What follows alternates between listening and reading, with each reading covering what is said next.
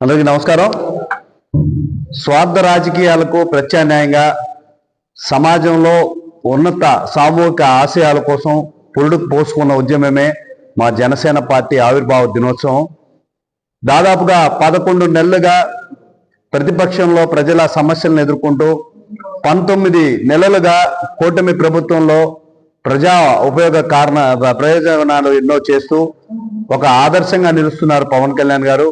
ఎండల రీత్యా జనసేన 13వ ఆవిర్భావ దినోత్సవాన్ని ఏ నియోజకవర్గాల హెడ్ క్వార్టర్స్ తో చేసుకోండి అని పిలుపునిచ్చిన మేరకు రేపటి రోజున ఘనంగా జనసేన ఆవిర్భావ దినోత్సవ వేడుకలు జరుపుకుందాం, కలిసి జరుపుకుందాం రండి అని అందరికీ పిలుపునిచ్చారు మా వేములపాటి అజయ్ గారు.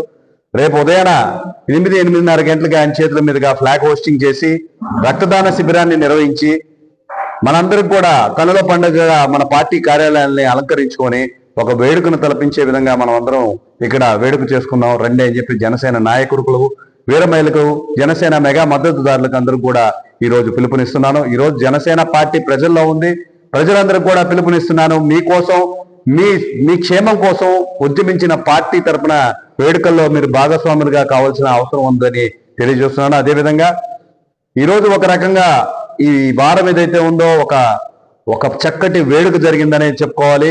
గతంలో 37,000 ఉన్న సభ్యత్వాలు 50,000 మైలు రాయి దాటాయి మా వేములపాటి అజయ్ గారి మార్గదర్శకంలో. ఇదొక పండుగ అయితే రేపటి రోజున ఆవిర్భావ దినోత్సవాన్ని మన నియోజకవర్గాల్లో మన జనసేన పార్టీ కార్యాలయంలో జరుపుకోవడం అనేది మరొక వేడుక. ఇంకో 2-3 రోజుల్లో మా అభిమాన నాయకుడు సినిమా కూడా వస్తుంది. కరెక్ట్ గా ఈ వారం ఏదైతే ఉందంటే పవన్ కళ్యాణ్ గారి అభిమానులకు కానీ జనసేన పార్టీ అభిమానులకు కానీ ఒక పండుగ వారంగా కూడా డిక్లేర్ చేయబడింది. ఇకపోతే భయపట్టే వారిని చాలా మందిని చూసాం, భయపడని ఏకైక నాయకుడు పవన్ కళ్యాణ్ గారే అని చెప్పి మరొకసారి తెలియజేస్తున్నాను. క్రిమినల్ చర్యలు, ఈ కేసులు ఎదుర్కొంటున్న కల్వకుంట కవిత గారు మాట్లాడినా, అదేవిధంగా ఒక పనికిమాలిన పాస్టర్ ఆయన గురించి మాట్లాడినా ఆయన డోంట్ కేర్. ఈ రోజున ప్రపంచం పవన్ కళ్యాణ్ గారి గురించి మాట్లాడుకుంటుంది. ఈరోజు ఆ పాస్టర్ మాట్లాడిన మాటలు ఏవైతే ఉన్నాయో ఒక మత ఉగ్రవాదికి తలపించే విధంగా ఉన్నాయి. ఇప్పటికీ 75 సంవత్సరాలు గడిచినప్పటికీ వర్గాలుగా, కులాలుగా, మతాలుగా విభజించి పరిపాలిస్తున్న కొంతమంది నాయకుల స్వార్థ ఆలోచనలే ఇటువంటి వాక్యాలకు బయటకు వస్తాయని చెప్పి నేను తెలియజేస్తున్నాను. ఒక పాస్టర్ గా, ఒక పెద్దవాడు అని చెప్పి నీకు మైక్ ఇస్తే నోటికి వచ్చినట్టు మాట్లాడతావా? Who the hell are you to talk with Sanatana Dharma? సనాతన ధర్మం అంటే నీకేం తెలుసు? దాని గురించి మాట్లాడే కనీస నైతిక హక్కు ఉందని నేను ఈరోజు పవన్ కళ్యాణ్ గారి తరఫున అడుగుతున్నాను. పవన్ కళ్యాణ్ గారిని ముక్కలుగా సరాసరి ఆయన ఎడమ కాలు చిటికిన వేరు ఎంటుకలు కూడా పీకలేవు. నీ ఫోటో కానీ బయట పెడితే ప్రజలు కొట్టి చంపేస్తారని కూడా నేను మరొకసారి తెలియజేస్తున్నాను. మనమంతా ఒకటే.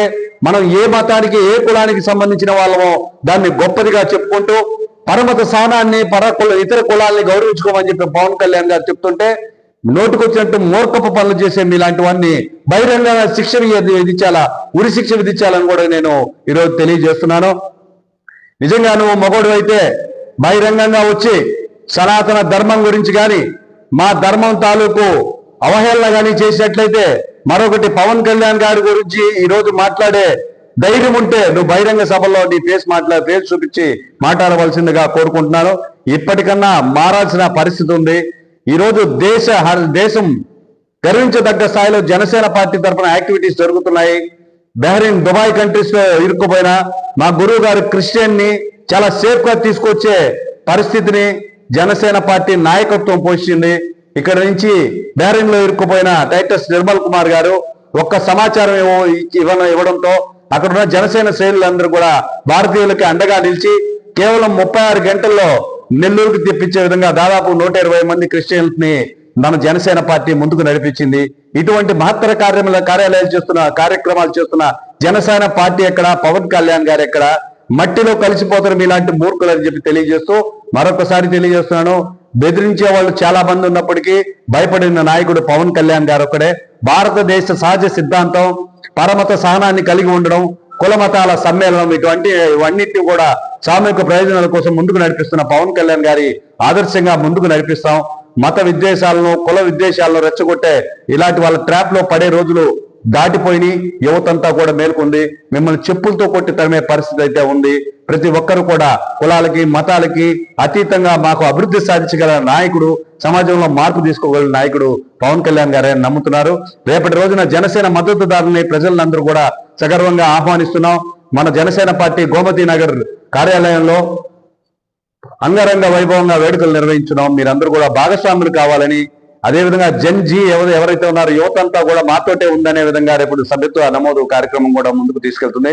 వీటిలన్నింటినీ జయప్రదం చేయాలని చెప్పి జనసేన నాయకుల్ని, వీర మహిళల్ని, జనసేన మద్దతుదారుల్ని, మా ఉద్యములని, సాధకుల్ని, ప్రదాతల్ని పేరు పేరున కోరుకుంటున్నాను. జై జనసేన, జై హింద్.